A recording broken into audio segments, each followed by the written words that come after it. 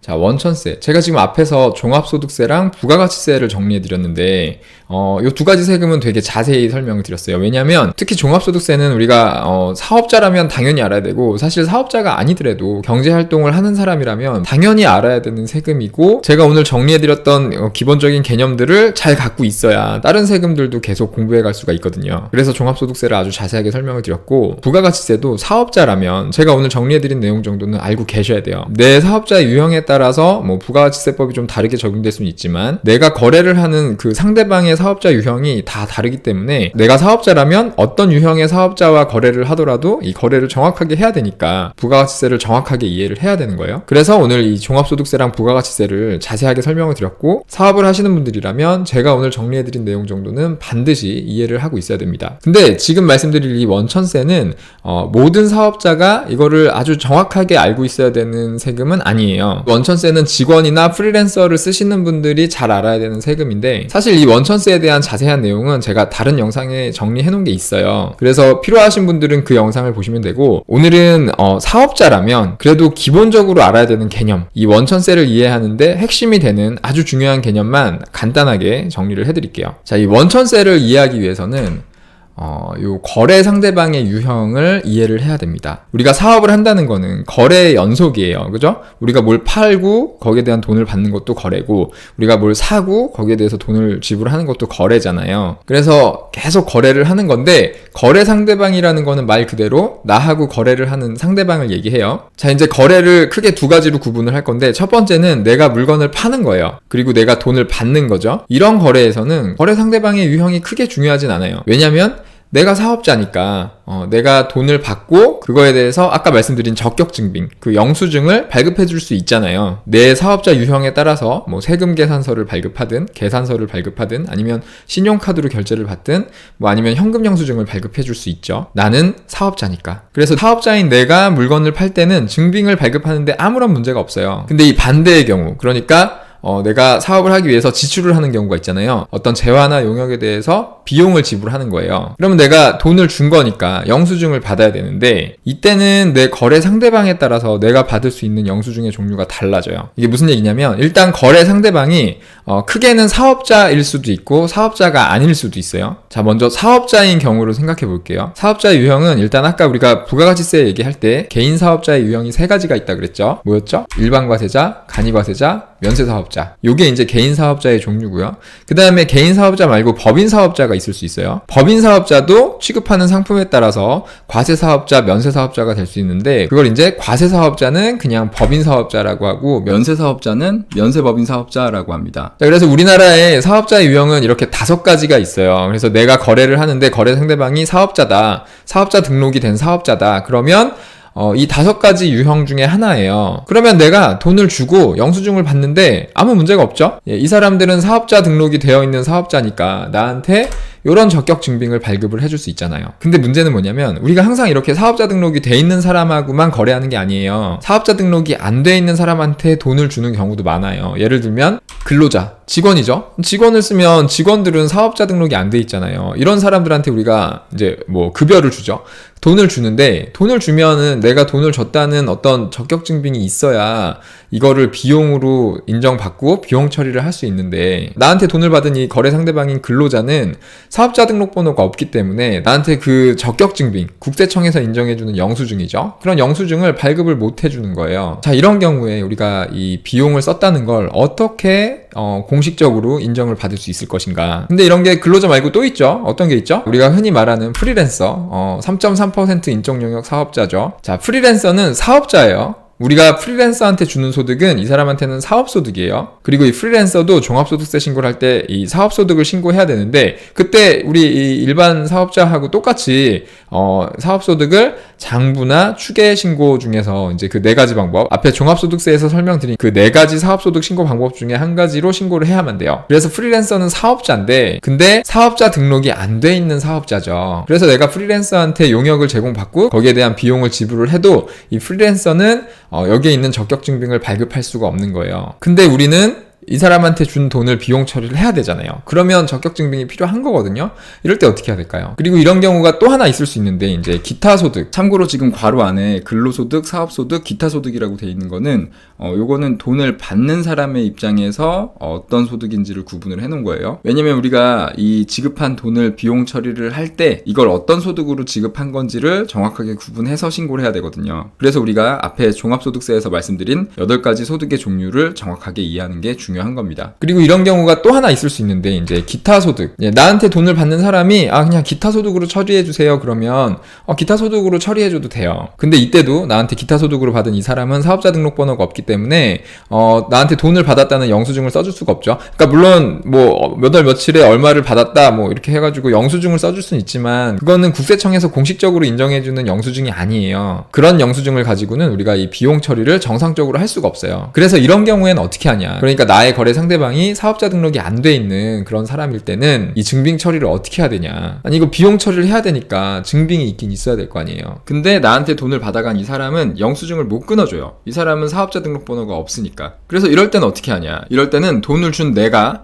내 사업자 번호를 가지고 영수증을 발급하는 거예요. 그게 바로 지급명세서라는 거예요. 그래서 어떻게 보면 적격증빙을 아까 4가지라고 말씀드렸는데 이 지급명세서까지 어떻게 보면 적격증빙이라고 얘기할 수도 있을 것 같아요. 아무튼 내가 직원을 쓴다, 아니면 프리랜서를 쓴다, 아니면 기타 소득을 지급한다 이럴 때는 이 지급명세서를 반드시 잘 이해를 해야 돼요. 왜냐면 이 지급명세서를 정확하게 제출해야만 내가 지불한 돈을 비용으로 인정받을 수가 있거든요. 그러니까 이 지급명세서라는 게 뭐냐면 예를 들어서 내가 직원한테 월급을 200만 원을 줬어요. 그러면 내가 그 직원의 이름하고 주민번호를 다 정리해가지고 그 사람한테 내가 근로소득으로 얼마를 줬습니다. 아니면 프리랜서면 내가 누구누구한테 사업소득으로 얼마를 줬습니다. 아니면 내가 누구누구한테 기타 소득으로 얼마를 줬습니다. 이렇게 신고를 하는 거예요. 그렇게 신고를 하면 이제 나는 그거를 비용 처리를 하는 거고 내가 국세청에다가 그렇게 신고를 하면 그 사람한테는 근로소득이나 사업소득이나 기타 소득으로 소득이 잡히게 되겠죠. 그래서 정리를 하면 지급명세서라는 게 뭐냐면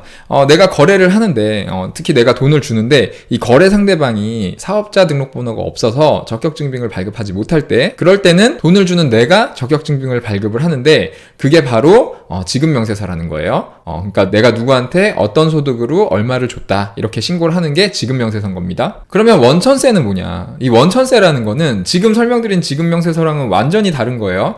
원천세는 뭐냐면 지금 제가 설명드린 건 다 잊으시고 다시 이제 내가 돈을 줘요. 만약에 여기 위에 이 5가지 사업자 중에 한 명한테 내가 돈을 주면 그냥 돈을 다 주면 돼요. 돈을 다 주면 그 사람이 나한테 증빙을 발급해 주니까 그거 갖고 이제 각자 세금 신고하고 처리하면 되니까 문제가 없는데 근데 내가 근로자한테 월급을 준다. 그러면 근로자는 아무래도 사업자에 비해서 세금 신고를 잘 할 줄 모르잖아요. 그러니까 세금을 안 낼 가능성이 크겠죠. 그래서 국세청에서 이렇게 사업자가 아닌 사람한테 돈을 줄 때는 니네가 세금을 떼서 가져와 이렇게 한 거예요. 그래서 우리가 근로자나 프리랜서한테 돈을 줄 때는 이 사람이 내야 되는 소득세를 우리가 미리 떼서 그 사람들 대신에 이제 국세청에다가 신고하고 납부를 해줘야 되는 거예요. 자, 제가 앞에서 종합소득세 설명드릴 때 근로소득은 기본적으로 종합과세 대상인데 이게 이제 또 분리과세가 되는 경우가 있다고 아까 말씀드렸죠. 그때 설명을 드렸는데 이제 일용근로자는 분리과세, 하루 일당 15만원까지는 기본공제가 되니까 세금이 없고 그 초과분에 대해서 2.7%만 떼면 되고 근데 여기에 지방세 0.27%를 붙여서 2.97%를 떼는 거예요. 참고로 지금 얘기하고 있는 세금은 다 소득세예요. 제가 아까 제일 처음에 세금의 종류를 말씀드리면서 소득세는 국세에 해당이 된다고 말씀드렸죠. 근데 우리가 이 국세인 소득세를 낼 때는 항상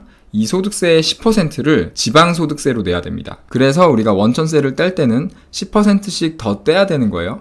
그리고 상용근로자는 종합과세를 한다 그랬잖아요. 근데 종합과세를 하면은 월급에 따라서 세율이 다 다르단 말이에요. 그래서 상용근로자는 이 원천세율이 딱 정해진 게 아니고 그 간이세액표라는 게 있어요. 그래서 그 표를 보고 거기에 있는 그 급여 범위하고 부양가족 숫자에 따라서 이 원천세가 정해집니다. 그래서 그 표에 따라서 원천세를 징수를 하면 되고요. 프리랜서는 무조건 3.3%. 이게 원래는 원천세율이 3%인데 지방세 0.3%가 붙어가지고 3.3%인 거예요. 그래서 내가 프리랜서한테 100만 원을 준다 그러면 33,000원을 떼고 나머지 96만 7천원만 주면 되는 거죠. 그리고 기타 소득으로 줄 때는 원천세율이 20%니까 여기에 지방세 2% 더해서 22%를 떼고 주면 되는데 근데 사실 기타 소득은 내가 지급하는 돈의 60%가 기본적으로 필요경비로 인정해 반영이 돼요. 그래서 내가 만약에 기타 소득으로 줄 돈이 100만 원이다 그러면 여기에서 일단 60만 원은 빼고 나머지 40만 원에 대해서 22%를 적용해서 그럼 얼마죠? 그러면 8만 8천 원이죠. 그러니까 내가 줄 돈이 100만 원이면 8만 8천 원을 떼고 나머지 91만 2천 원을 주면 되는 거예요. 자, 원천세는 이렇게 사업자 등록이 안 돼 있는 사람한테 돈을 줄 때마다 그 사람이 내야 되는 소득세를, 그러니까 내가 주는 돈이 이 사람한테는 지금 소득이잖아요. 근로소득이나 사업소득이나 기타 소득이잖아요.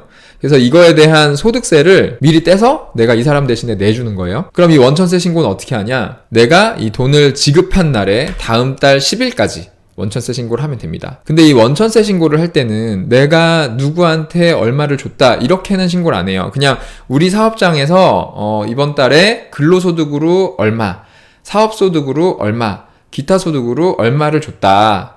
그리고 원천세를 총 얼마를 걷었다. 이렇게만 신고를 해요. 이걸 매월 신고하고 납부를 해야 되고요. 근데 이제 이렇게만 신고하면 국세청에서 우리가 누구한테 얼마를 준 건지는 모르잖아요. 그래서 그거를 또 신고를 해라 라는 게 아까 설명드린 지급명세서예요. 그래서 이 지급명세서는 언제 내는 거냐면 일단 상용근로소득하고 사업소득으로 준 거는 매년 3월 10일까지 작년 1월부터 12월까지 지급한 거에 대해서 이 지급명세서를 제출하는 거예요. 참고로 이 상용근로자의 상용근로소득 지급명세서 제출, 요게 바로 우리가 잘 알고 있는 연말정산이에요. 이때 사업자인 우리가 이 상용근로자의 종합소득세 신고를 다 해주는 거죠. 그리고 이 직원이 만약에 요 근로소득, 이 연말정산을 한 근로소득만 있으면 이 사람은 5월달에 종합소득세 신고를 안 해도 되는 거예요. 이 연말정산이 이 상용근로자의 종합소득세 신고가 되는 거죠. 자, 그리고 일용근로소득의 지급명세서는 이렇게 분기마다 한 번씩 제출을 합니다. 그래서 1월부터 3월까지 일용근로자를 썼으면 그에 대한 지급명세서를 4월 말까지 제출을 하고요. 그 다음에 4월부터 6월까지 쓴 거는 7월 말까지 이런 식으로 이제 일용근로소득 지급명세서를 제출을 해야 되고요. 그 다음에 기타 소득으로 준 거에 대한 지급명세서는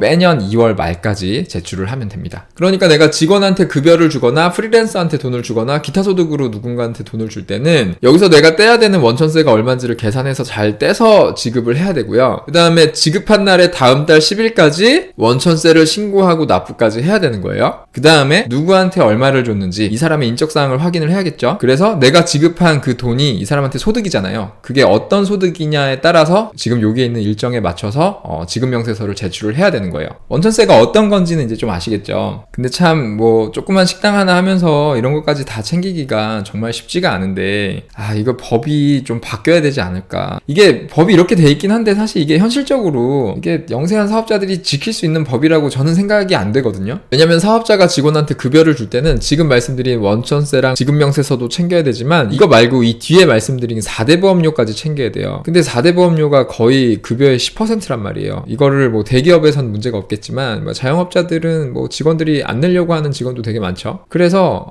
중간에서 정말 머리가 아파요. 이건 뭐 인건비 비용 처리를 안 할 수도 없고 4대 보험 가입 안 하면 그 책임은 전부 다 사업자한테 오고, 그리고 조그만 식당 하시는 분들이 직원의 연말정산, 종합소득세 신고죠. 직원의 종합소득세 신고까지 전부 다 해줘야 된다. 이거를 이렇게 해야 되는 건지 그냥 이렇게 하지 말고 그냥 내가 월급 200만 원 주면은 200만 원 다 주고 그 다음에 뭐 원천세 신고, 지급명세서 제출 이런 거 다 할 필요 없이 그냥 누구한테 얼마 줬다 이렇게만 신고하면 국세청에서 요즘에 뭐 시스템이 얼마나 좋아요. 그러면 그 사람의 소득이 얼마인지 국세청에서 다 그냥 쉽게 계산할 수 있잖아요. 다 계산해서 다 그냥 그 사람한테 고지서 날리면 되죠. 세금 얼마 내세요, 보험료 얼마 내세요, 이렇게. 이게 이제는 얼마든지 이렇게 할 수 있는 시대가 됐다고 생각을 하는데 이게 도대체 언제까지 이렇게 비효율적인 법을 유지를 하게 될지 개인적으로 좀 궁금합니다. 아무튼 지금은 법이 이렇게 돼 있기 때문에 우리가 만약에 직원을 쓰거나 프리랜서를 썼다 그러면 뭘 챙겨야 되죠?